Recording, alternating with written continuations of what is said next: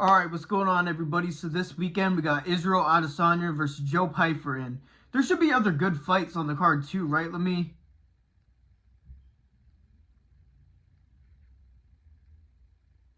So what I'm going to be doing is predicting and giving my breakdown to the main event of this card. So why don't we just get right into it? Israel Adesanya versus Joe Pyfer. And I really tried to nitpick some way where I could pick Joe Pyfer in this fight, but in this moment, royalty realized he had to pick the weird overrated weeb.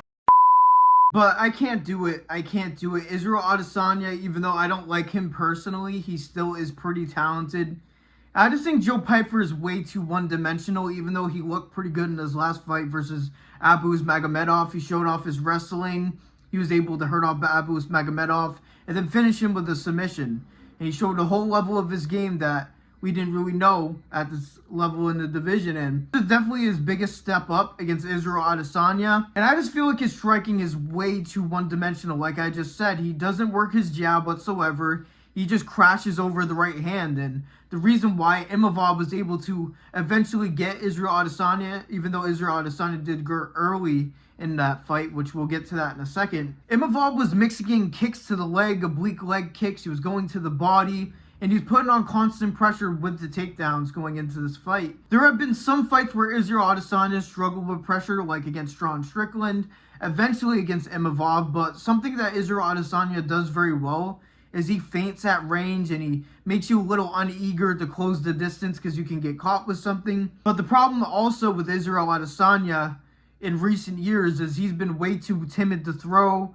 He's way too comfortable moving backwards, and he goes off the counter. And that could be a problem in this fight, but this could be a make-or-break fight for Israel Adesanya. He could be done if he loses this fight. So I think he's going to be way more sharp. I think he's going to be circling around the octagon. I think Joe Pyfer is going to struggle cutting off the octagon with him. He's just going to win by decision. I could totally see Joe Pyfer trying to implement the wrestling into this fight, but Israel Adesanya has good takedown defense. He did good against Imavov's takedowns in this fight. He was able to reverse position. Joe Pyfer showed good submission defense against Abus Magomedov. He got reversed a couple times in positioning, but he was handling the grappling of Abus pretty well. So even though I don't think that Joe Pyfer is going to have success in the grappling against Israel Adesanya, he might put the pressure on him and make Israel Adesanya a little bit uneasy. But there is a little bit of a gut feeling that I could see Israel Adesanya getting cracked by a shot in this fight. But I don't know. I just see him being more focused and sharp. There is no way he's going to fight like he did against Strickland or Imavov in this fight. He can't have it. He still wants his career to keep going. If he wants to win the fight and doesn't want to get knocked out, he can't just be backing up in a straight line with his hands out like this, like he likes to do. He's going to get cracked. And I have faith, even though I don't like him, I have the unbiasedness to have faith that he can just volume strike, move, maybe even catch Joe Pyfer with a counter shot that hurts him. I just think that Joe Pyfer doesn't mix it enough on the feet for him to be able to catch a shot with Israel Adesanya. Israel Adesanya has regressed with his defensive ability, but I still think he's going to be able to see the telegraph shots from Joe Pyfer, circle, angle change, and just work his jab, work his teep kicks to the body, work leg kicks, and just move around the octagon and win by decision. It is going to be a 5-round fight, so it's going to be tough to stay away from the right hand for 5 rounds. But I still think Izzy is a talented fighter. I think he's washed. But I don't think Joe Pyfer has enough ability on the feet to threaten Israel Adesanya. We'll see with the grappling, but I think Izzy has good enough takedown defense.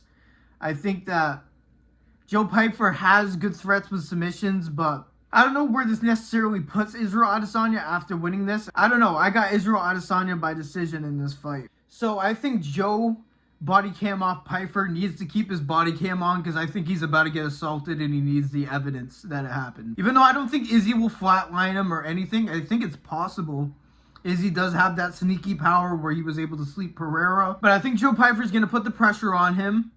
I think Izzy's going to be able to handle it this time around just because Joe Pyfer doesn't mix it up enough to the body, to the legs, to really set up that straight right upstairs. I would like him to use his jab for once. Maybe that could change things in this fight. Joe Pyfer with a jab may be a mythical fighter that we have never seen. So Joe Pyfer did improve in between fights last time. So maybe he comes in with good pressure tactics against Izzy and does knock him out. Who knows? But even though he's a weirdo, I have faith in the weird weeb. Like, when we even talk about the striking in this fight, it's not even funny. Izzy is able to switch stances mid-combination. He has nasty question mark kicks, body kicks, and even some really good boxing. He was a nasty kickboxer back in the day. So he is dangerous. I just don't know why he's been so timid in recent years. I think he's going to lock in for this fight and come in aggressive to the point of countering aggressive. I don't think he's going to be trying to pressure Joe Pyfer back or anything like that, because that's just not how Izzy fights. But I got him by decision. But that's all I had to say today, man. So I know that this is another video where I didn't do a full card prediction. I'm sorry, but are you guys really going to sit here and listen to me predict Alexa Grasso versus Macy Barber?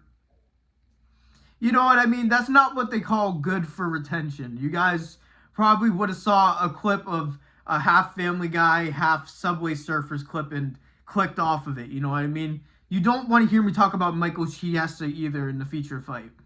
This fight night is a main card is very rough. So, yeah, guys, make sure you guys show support. I've been struggling on the YouTube algorithm. Almost nothing on the main feed. Only suggested videos. So, make sure you guys counteract that. Like the video, subscribe, turn on notifications to all so you don't miss any posts from me.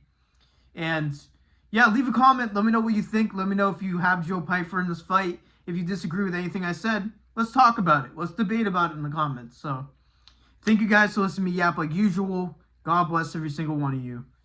And peace out. I'm a sin, huh? I'm a sin, huh? I'm a sin, huh? I'm a sin, huh? Yeah. Yeah. Lord, forgive me for what I'ma do. You can't even please her, I gotta go prove. I'm finna go see her, I'm making a move. Finna go deeper, she feeling the groove, huh? Yeah. Very funny, cause the boys that she picking are really astute. The bitches be basic, it really ain't news. People are soft and they finna get chewed. Worry about me and I steady improve. She low could be sleeping, I'm really that dude. Got this man geeking and give me a boost. Rubber, I'm taking, I'm rapping like Zeus. If he come pull up, he getting a two. Hope he don't funnel me losing the two. Hope he don't rubble me, need a masseuse. Shout out to Jared, he finna get choose.